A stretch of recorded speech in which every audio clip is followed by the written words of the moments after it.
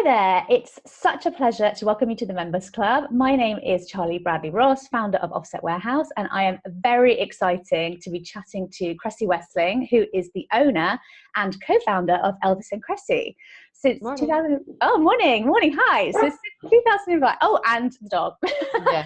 Since 2005, Elvis and Kresse have been turning waste materials into luxury lifestyle accessories and donating 50% of profits back to charities. So hi, Kresse, and welcome.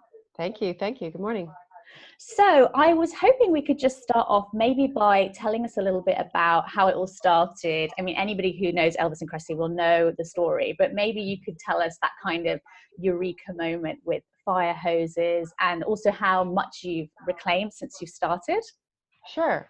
I think for us, you have to kind of cast your memory back to 2005, and there was obviously a lot of things that were different then. One of the things that was the most profoundly different was that at around that time, the UK was landfilling about 100 million tons of waste every year, which is an obscenely large amount. Over the decades that has passed, that amount has gone down significantly. So we're now sort of closer to 60 million tons a year, which is still unbelievably large, but it is 40 million tons less. So one of the things that really inspired us to start looking at the waste situation in the UK was just that sheer volume and the fact that recycling rates were so poor and that we were so reliant on incineration as well. And when we started exploring and looking into what went to landfill and what kind of materials these were, we had a chance meeting with the London Fire Brigade and discovered that their damaged, decommissioned hoses were going to landfill, and just really fell in love with the material and thought it deserved a better second life and that it didn't deserve to just languish and die underground. Amazing. And so how did you go and how do you go about now setting up that kind of partnership so that all the materials are coming to you? Because presumably there are sort of hundreds, if not thousands of fire stations. So what is the kind of logistics of it? Well, the really good thing is that the repair of fire hoses is actually quite specialized. So there are a few hose and line shops in the UK where fire hoses go to be repaired or decommissioned. So you can imagine a fire hose is about 22 meters long. And if it gets tiny little tears here and there, those can be fixed, those can be repaired. But if it gets a catastrophic tear halfway down the hose, it will no longer function as a fire hose because you can't have short hoses. And that means that it gets decommissioned, and it gets decommissioned at these very few central locations, and that's where we collect. Okay, amazing. So it's actually quite straightforward, actually. Yes. Yeah, amazing. And so interestingly, like you just said, the material itself is really amazing. And in fact, other brands use exactly the same material, but they don't derive it from fire hoses. They kind of just buy it new, which seems like a completely wasted opportunity. But at the same time, we've heard quite a lot about fickle consumers, not really, I don't know what the word is, not really appreciating secondhand and actually thinking, oh no, if I'm buying something, I want it to be fresh and new. So how do you get around that? I think this is something that goes in waves, because obviously in some aspects of life, people really, really love antiques. And there's a particular obsession at the moment with, post-war sort of 1950s, 1960s Scandinavian furniture. So that kind of thing seems to be more socially acceptable. And of course, if you say vintage rather than secondhand, right, that completely changes. Yeah. that completely changes the debate. And I definitely think it comes down to how these items are discussed and marketed and appreciated. If we talk about the quality of the raw materials, if we talk about the ability for it to have a long second life, if we cherish the original design, if we cherish a particular aspect of a material, that will allow it to really sing into its next existence with someone else. Whereas if we've started off with really poor quality materials to begin with, they might not have the best opportunity to live again and to become vintage. So the kinds of things that can become vintage generally were very well made to begin with. And I think that's what we have to think about as a society, is whether or not we should allow poor quality things to be made at all, because they may just be a complete waste of resources, particularly when you think of fashion, which is now, officially the second most polluting industry in the world. And a lot of that has to do with the hyper production and hyper consumption of goods that are not made with incredible quality or integrity, and have all kinds of issues in their supply chain, and are not ethically made, and are not made with organic or fairly traded materials. And maybe we should question whether those items should be made at all.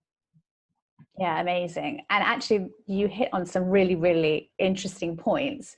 Do you think, as a brand, do you have a kind of do's and don'ts of when you're talking about your products? Things like, we say vintage, we don't say secondhand. Are there anything like that that kind of helps you to position your product as a luxury item? I think that what we've always focused on is celebrating the truth of what we do. And the fire hose is an incredible material that has led an unbelievable life that deserves to be celebrated and admired. And that's the vocabulary used. It's not marketing speak. It's just the truth. And I think we've also avoided a lot of the terminology that traditionally comes with fashion or luxury, because we're not coming at this from either of those angles.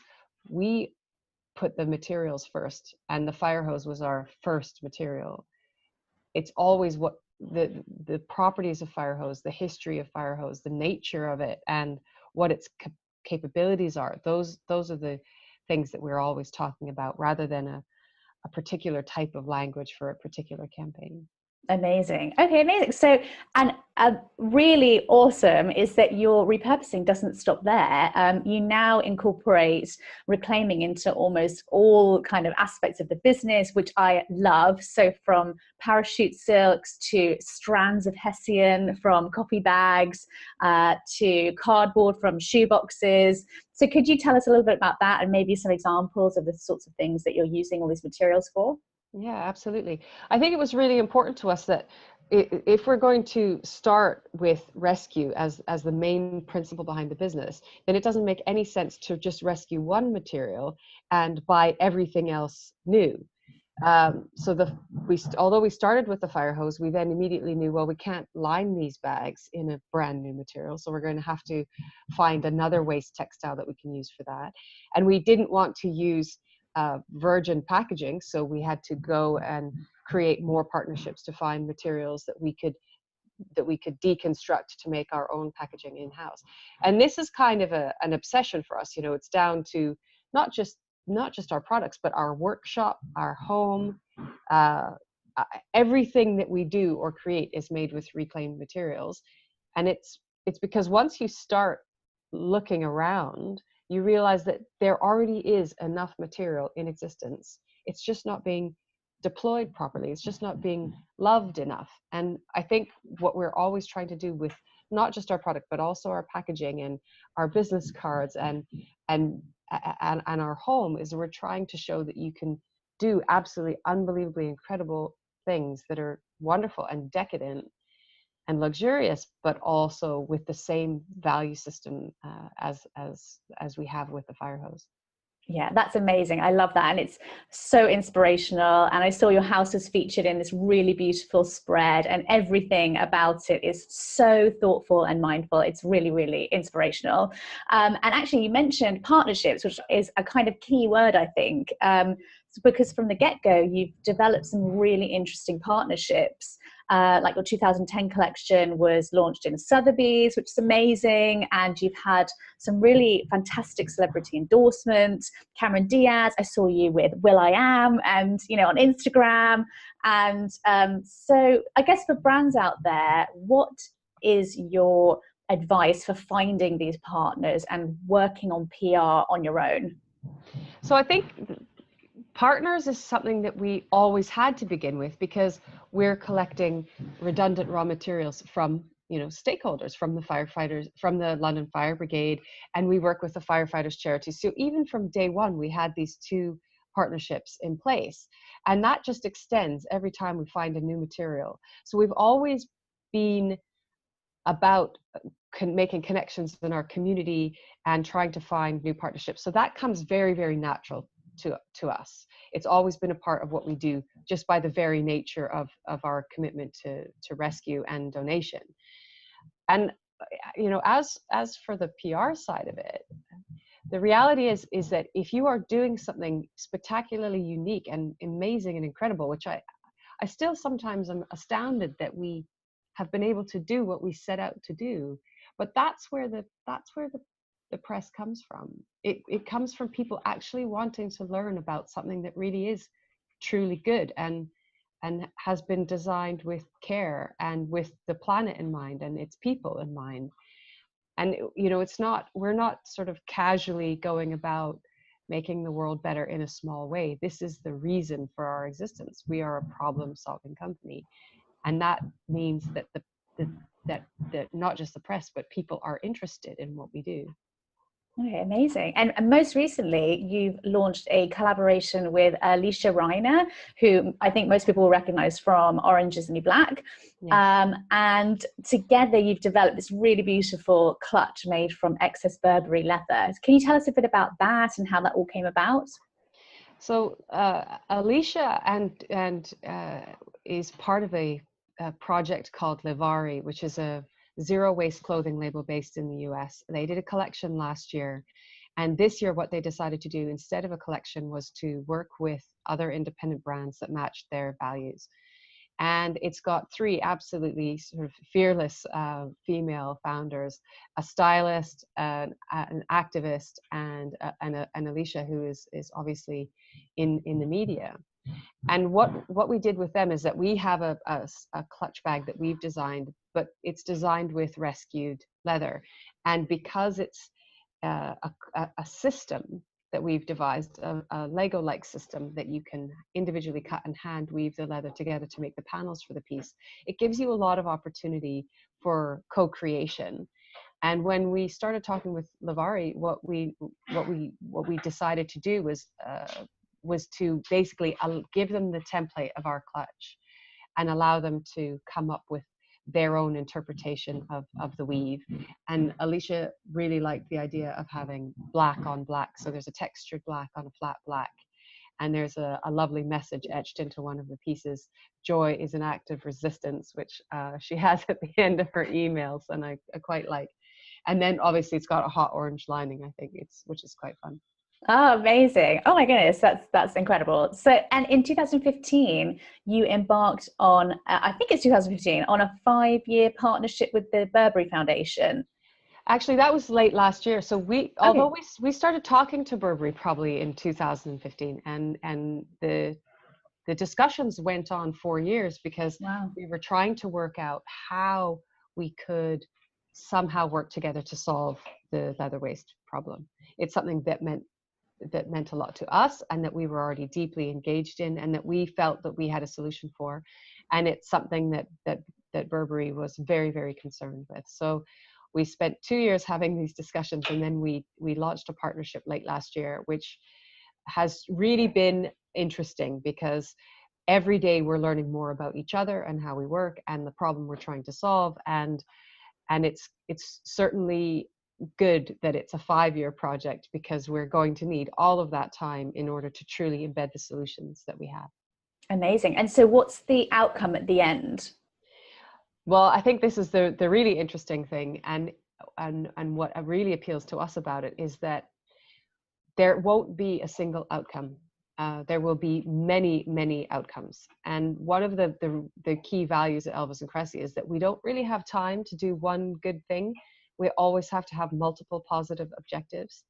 You can't just have, with the firehouse, you can't just use one reclaimed material. You have to use reclaimed materials in general. You can't just decide that you're going to make an environmental product and then make it in an unethical way. You have to then look at your supply chain and every aspect of what you do, and ensure that it is the best that it possibly can be, and continually improving, which is why we're a certified social enterprise and a founding UK B Corp, and part of a wider mission to ensure that that businesses are good for the environment and good for its people instead of being extractive and exploitative. Yeah, amazing. And what was your perspective when the news broke out about how they are dealing with their waste? Because presumably, I mean, you've been talking to them for years, but this kind of only came out recently. And we were talking to Hal from Unmade a couple of days ago, and he was sort of saying, well, this is, one company. It's like the tip of the iceberg. All of this rest of this stuff is happening as well. So what was your perspective?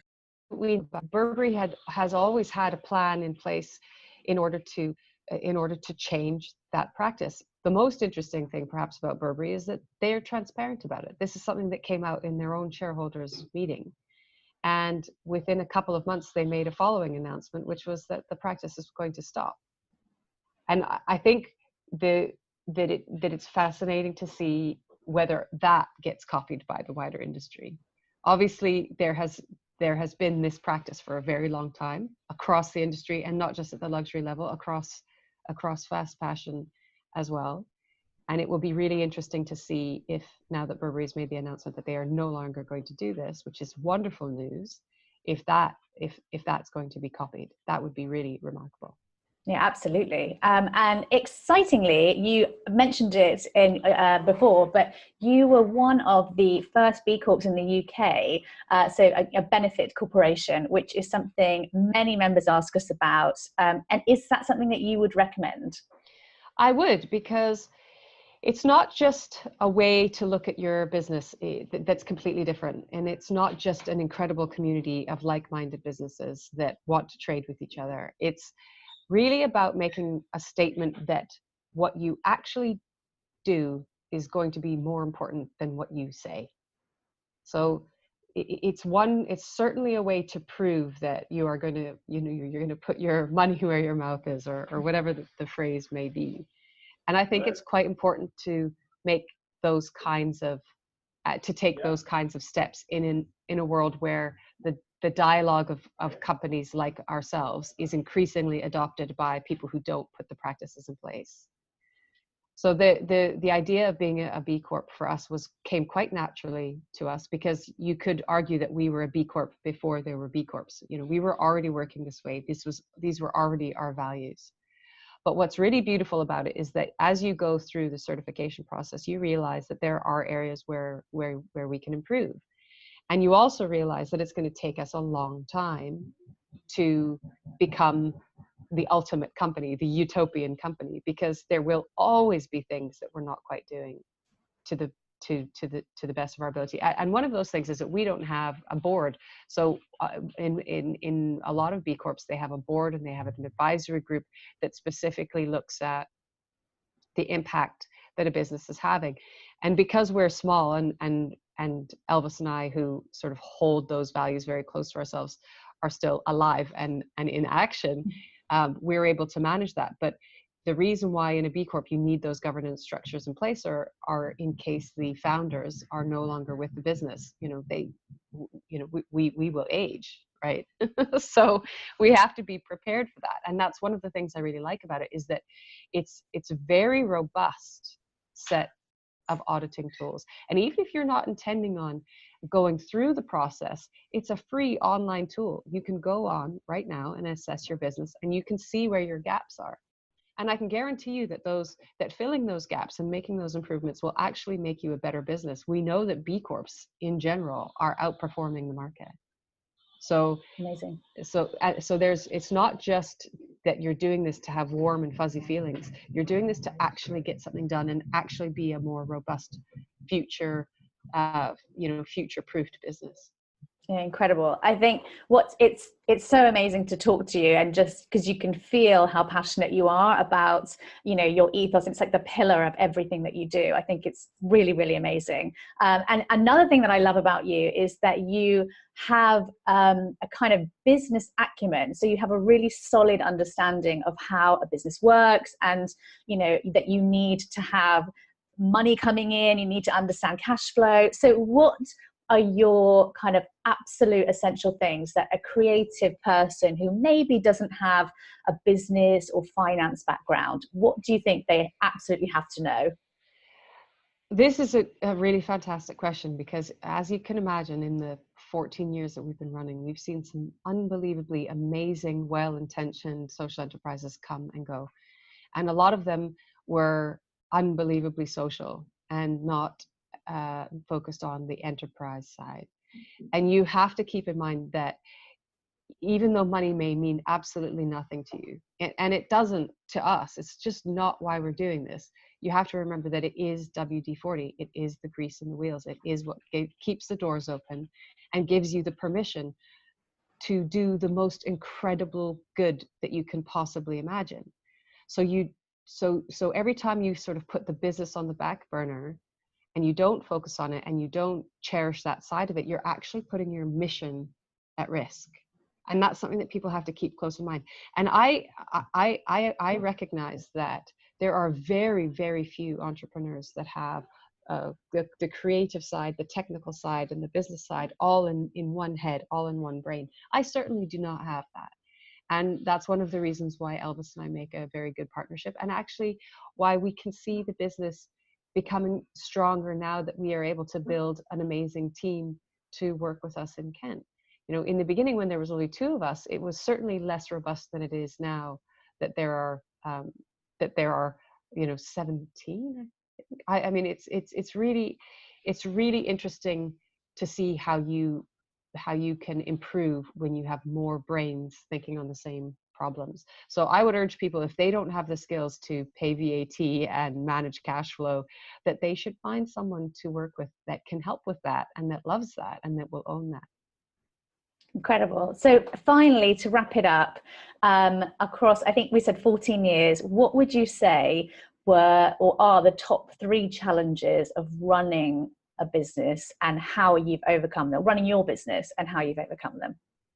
So the first challenge is that there will be a lot of really boring things that you have to do to run a business, and those are they're relentless, and you just have to get them done. So, and I would count those as a big challenge, because it's really easy to, you know, we had an amazing workshop here last night. People came down to design their own clutch bags, and it was really fun and engaging and lovely. And that's great and wonderful, but you know, you have to wash the dishes after that. And it's really important to see those as challenges and just continue to get through them, because you get there, that you have to take the ups with the downs, even though they're very, very monotonous. The second thing is that you will face huge crises that will, you know, potentially make you pivot, change your strategy, could shut you down.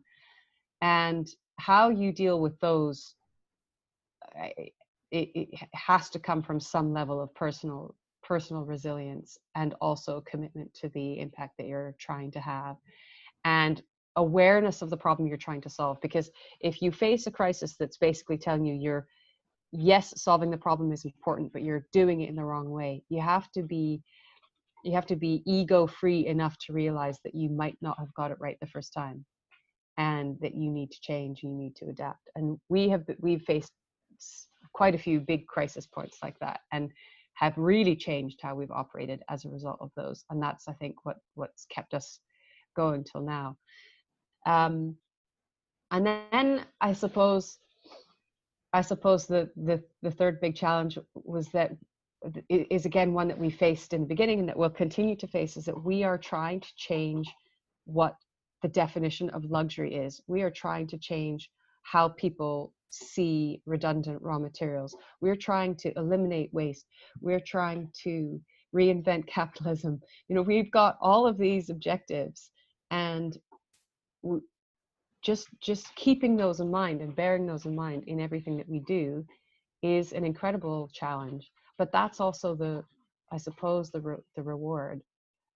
Because if we weren't working on something that we felt was actually important, we wouldn't have a reason to stick around when things got tough, or when we had to wash the dishes or do VAT or deal with yet another bank that is driving us absolutely up the wall with some online automated service that's completely failing and letting us all down. Okay, amazing. Is there anything else that you'd like to add in there?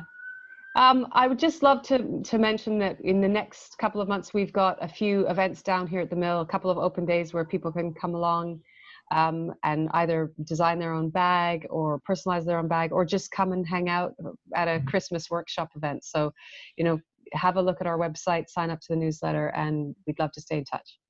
Amazing. Thank you so much. And maybe we can do our own cups when we leave as well. So you get one job. Indeed. Okay, great. Well, thank you so much for your time. And it's been really, really fantastic and inspirational. No, thank you a lot for the interview. It's always good, particularly on a Friday, to remind ourselves of how lucky we are to be doing this incredible. That's right.